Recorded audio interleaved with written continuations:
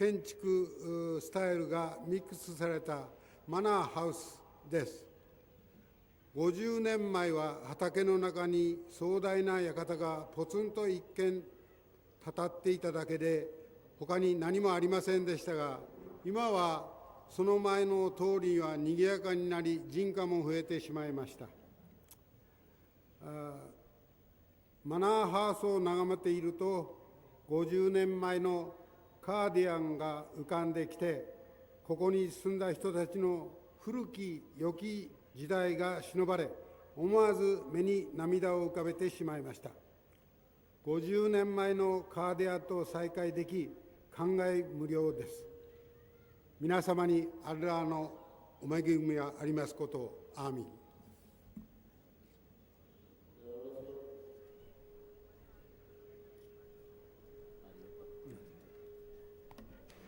अस्सलाम वालेकुम रहमतुल्लाह।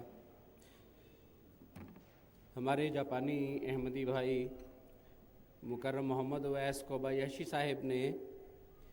बिस्मिल्लाहिर्रहमानिर्रहीम के बाद अपनी तकरीर में बयान किया है। कहते हैं, मेरा नाम मोहम्मद उवैस कोबायाशी है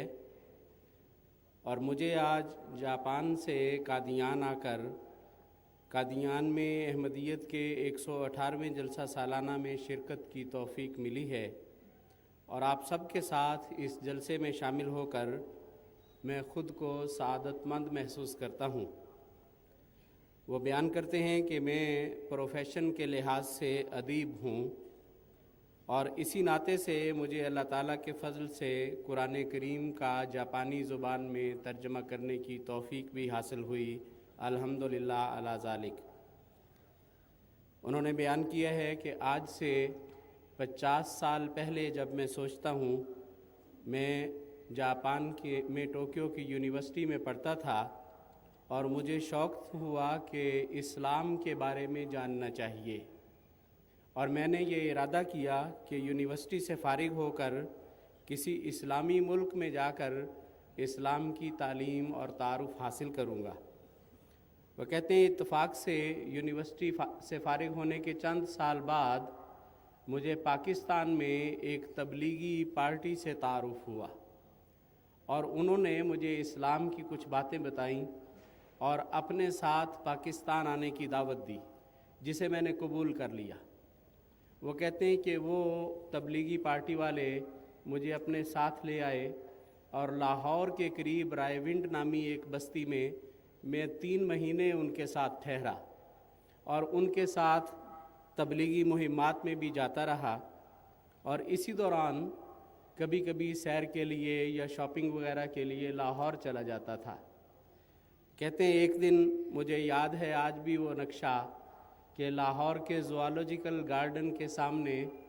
मैं पाकिस्तान में बड़े शौक़ से खाई जाने वाली नमक लगी हुई मूली का जायका चख रहा था कि किसी दोस्त ने मुझे आके मुखातिब किया कि तुम जापानी हो। तो मैं हैरान हुआ और पूछा कि पाकिस्तानी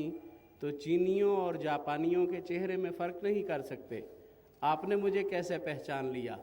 तो उन्होंने बताया कि मैं कारोबार के नाते जापानियों से मुताल्लिक़ हूँ, इसलिए पहचान लिया और उन्होंने अपना तारुफ़ करवाया। तो कहते हैं कि मैंने उनको बताया कि मैं रायविंड में इस्लाम की तालीम हासिल कर रहा हूँ और इस्लाम सीखने के लिए जापान से आया हूँ। इस पर उन्होंने बताया कि मैं अहमदी हूँ और मैं रबुआ से ताल्लुक़ रखता हूँ, तो तुम अहमदियत की तालीम भी हासिल करना पसंद करोगे तो मेरे साथ रबुआ चलो। वो कहते हैं, उनकी ये बात सुन के उनका पता वगैरह मैंने हासिल कर लिया, लेकिन उसी रात मैंने रायविंड जाके इस वाक़े का ज़िक्र किया और जो ही मैंने उन लोगों को बताया कि मुझे रबुआ जाने की दावत मिली है, तो वो सारे मेरे गिर्द इकट्ठे हो गए और कहने लगे कि नहीं नहीं, हरगिज़ नहीं, वो तो शैतानों की जमात है और वहाँ शैतान रहते हैं, अगर तुम वहाँ गए तो वो शैतान तुम्हें खा जाएंगे, इसलिए वहाँ बिल्कुल नहीं जाना, वो तुम्हें खा गए तो तुम दोज़ख में चले जाओगे, इसलिए ये ख्याल ही अपने दिल से निकाल दो। वो कहते हैं, उन्होंने मुझे इतना दबाया और इतना मुझे प्रेशराइज़ किया और डराया कि वहाँ नहीं जाना। कहते मैं आज 78 साल का बूढ़ा हूँ, लेकिन 50 साल पहले मैं 28 साल का जवान था, तो मुझे ख्याल आया कि ज़िंदगी में कभी शैतान नहीं देखा अपनी आँख से। تو کیوں نہ دیکھ لیا جائے جا کے. تو کہتے ایک رات میں نے خاموشی سے اپنا بستر وغیرہ سامان اٹھایا وہاں سے اور بھاگ کے لاہور آ گیا کسی کو پتہ چلے بغیر, اور لاہور آ کے اسی احمدی دوست سے رابطہ کیا اور وہ پھر مجھے ربوہ لے گئے. کہتے ربوہ کے دوستوں کے تعارف اور تعاون سے اللہ کے فضل سے پھر مجھے احمدیت کو پڑھنے اور جامعہ احمدیہ میں بھی تقریباً 1 سال تک پڑھنے کا موقع ملا. یہ مئی 1958 کی بات ہے, اور اس کے بعد یہ اپریل 1959 تک جامعہ احمدیہ میں پڑھتے رہے. کہتے ہیں آج اس بات کو 50 سال سے زائد کا عرصہ گزر چکا ہے, اور تب سے میں احمدیت میں شامل ہو کر زندگی گزار رہا ہوں, لیکن مجھے احمدیت میں کوئی ایک بھی شیطان نظر نہیں آیا, بلکہ نہایت سنجیدہ اور متقی لوگوں کو ہی دیکھا ہے. اور آج اس جلسہ گاہ میں متقین کی جمع ہونے والی یہ جماعت بھی اسی کی ایک زندہ مثال ہے. کہتے ہیں کہ کل کی ایک عالم کی تقریر جو سیرت حضرت مسیح موعود کے تعلق سے تھی, کہتے اسے بھی میں نے یہی سیکھا ہے کہ جماعت احمدیہ صرف تقویٰ ہی سکھاتی ہے کہ یہی انسان کی سب سے قیمتی متاع اور اثاثہ ہے, اور جماعت احمدیہ ایسی اعلیٰ درجے کی تعلیم اور تربیت سے روشناس کراتی ہے کہ اس کو اگر جنت کا ویزا کہا جائے تو اس میں مبالغہ نہ ہوگا. کہتے ہیں کہ مجھے اللہ کے فضل سے قادیان کے جلسہ سالانہ میں شرکت کر کے